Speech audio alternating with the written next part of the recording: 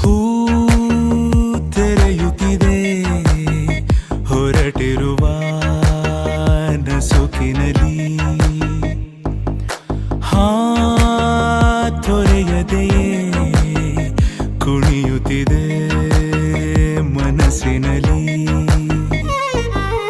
ತಂಗಾಳಿ ಬೀಸೋದು ಹೀಗೆ ಯಾವ ಊರ ಮಳೆಗೆ, ಮಂಕಾಗಿ ಕೂತ ನೀರಲೆಗೆ ಮಾತಂತೆ ಗಾಳಿ ಜೊತೆಗೆ.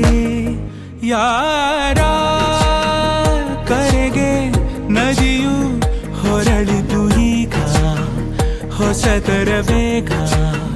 ತೀರ ಮರಳಿ ಅಲೆಯ ಕರೆದಿರುವಾಗ ನಗುವಿನ ರಾಗ.